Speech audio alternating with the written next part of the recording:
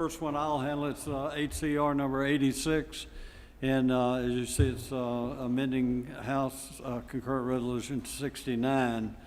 It says concerning veto bills. Let me just briefly tell you what it does. It adds language to allow the legislature to return 1 day between the time we adjourn tomorrow, Friday, October the 2nd, and sine die, which is October the 10th. Hopefully, we will not need to come back. Anyway, the Lieutenant Governor's met with the Governor, as you know, and shared all of these, and so we don't think we're going to have a veto, and so there won't be any need for us to come back. But for unfinished business, we may need to. And so I'll be glad to answer any questions if anyone has anything.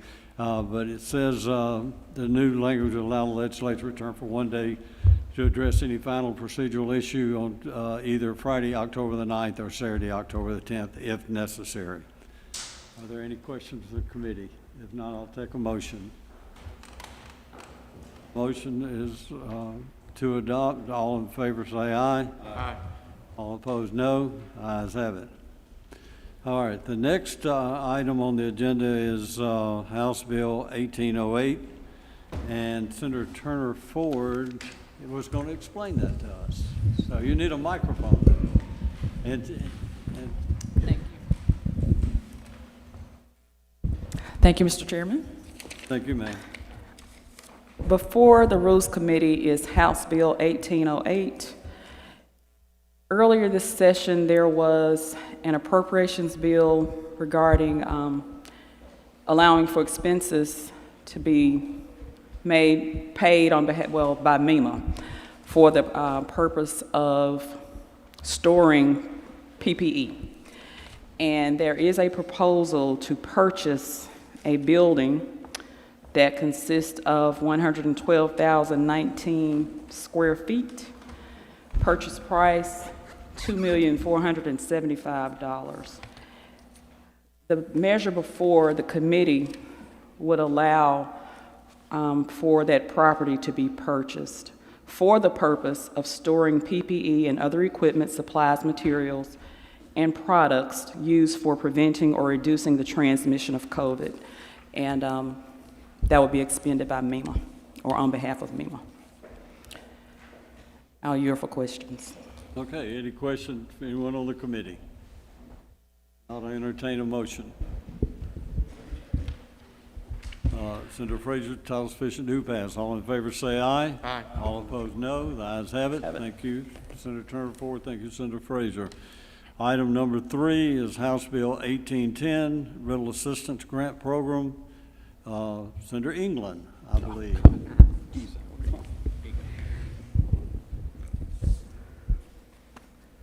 Thank you, Mr. Chairman. House Bill 1810 is setting up what is known as the Rental Assistance Grant Program. What this would do is take $20 million in CARES Act funds and put it into this Rental Assistance Grant Program. Eligible businesses are to include for-profit and not-for-profit corporations, LLCs, partnerships, or sole proprietorships that conduct business for the purpose of leasing or subleasing a dwelling unit, a commercial building, or a building in the state of Mississippi. What this is going to do, if a renter had lost rental income between March 1st and December 30th, obviously due to COVID-related issues, we've had a lot of unemployment in the state. We did have a moratorium on evictions during this time, and so the landlord will be the one that will actually apply for the money for this grant, and it's to make up for any lost rental income that they had during that period of time. This will be, the program will be administered and established by and through MDA. The grant will be for amounts up to $30,000. Again, that's for reimbursement for lost rental income. The MDA is going to prepare that application. There will be a deadline. The latest deadline date that we're establishing in this bill is November 15th. for payments to be made out on or before December 14th of 2020.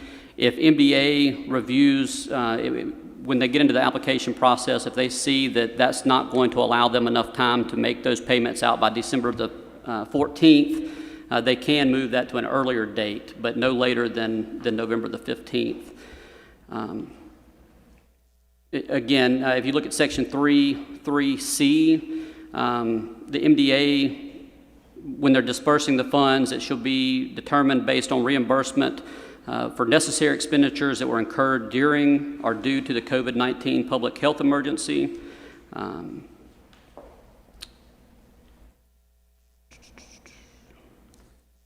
And the MDA, again, they will develop those applications. The maximum that you can apply for is $30,000.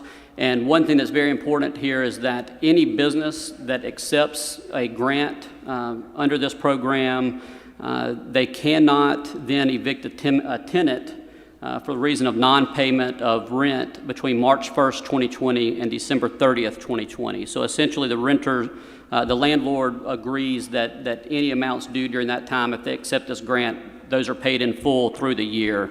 I think this is a very good bill. I know we do have one amendment that will be entered or offered up here in a minute, and I think it's a very good amendment to the bill. But this should prevent a homeless crisis, is what we're trying to stave off here.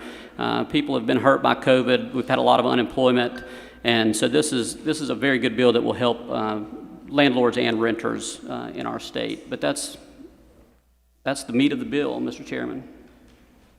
Hey, any questions, any of the members? Senator DeBar. Amendment at the proper time, Mr. Chairman. Are there any further questions? If not, now would be a good time, Senator DeBar. Thank you, Mr. Chairman. This is an amendment, and I've discussed this with Senator England, that would begin on line 128, and it would insert the language, eligible commercial businesses shall not receive more than 25% of the total funds appropriated under this program. Mainly, we want to make sure our that way 75%, the majority of the money will affect and allow residential businesses and tenants and landlords to keep people in their homes and so forth. And I think we want a policy is to make sure people stay in their homes and not evicted and on the streets, and then that will allow the majority of this money to go to residential areas. Is that right, Senator England? That's correct, yes. Is there anything I missed that you would like to explain further on this, or did I about cover it? Yeah, no, I think you covered it well. Thank you. Okay, you move for adoption of the amendment? Move for adoption, Mr. Chairman. All in favor, say aye. Aye. All opposed, no. The ayes have it. The amendment is passed. Thank you. Yeah, thank you. Well, we got to pass the bill now, as amended. All in favor, say aye. Committee sub. All in favor, say aye. Aye. All opposed, no. The ayes have it. Thank you. Okay, we go to item number 4 is House Bill 1811. Senator Harkins. Thank you, Mr. Chairman. Ladies and gentlemen, this bill amends the prior language in Senate Bill 2772 and Senate Bill 3053 to add additional NAICS codes to the direct payment of $2,000 from the Mississippi COVID-19 Relief Payment Fund. It also removes languages requiring unobligated funds to be transferred to the governor on November 1st, 2020. Any unobligated funds now will be transferred to the Unemployment Compensation Fund on December 28th, 2020, as provided in a transfer bill that will be presented later today.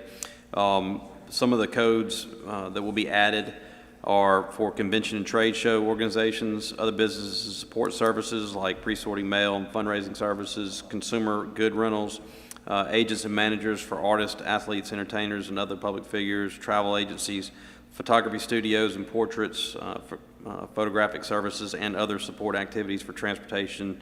That would be charter bus services. So a total of the direct payments from these new codes will equal about $2,000,000 is the unofficial number from Department of Revenue that we got on that. And that's it.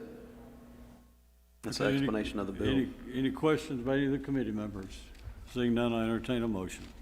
Not sufficient, do pass. Senator Parker moves title sufficient to pass. All in favor say aye. Aye. All opposed, no. The ayes have it. Thank you, Senator Harkins. Now, I do have, we do have 4 more committing resolutions that I'd like to go ahead and just do now. Might save us one of the many Rules Committee meetings that we're having. And I'd like to take them in block, and I'll read off what they are and tell you who the authors are. I don't know if you have those. Do you have that list? Oh, you do have them. Okay. Well, the first one there, the 558 is by Senator Norwood, 59 is by Horn, Senator Barr is number 3, and Senator Hobson is item number 4, Senate Resolution number 61. Now, does anyone have any questions on any of those? All commending resolutions. So, if not, I'll entertain a motion that we take them up in block. So moved by Senator Frazier. All in favor say aye. All opposed, no. Those all have been adopted. Now, we may have more, and I know we're going to have another meeting or two. So this isn't our last time. I know we're going fast, guys, but I appreciate your help very much. Is there any further business by the committee? If not, motion is rise and report. Meeting adjourned. Thank you.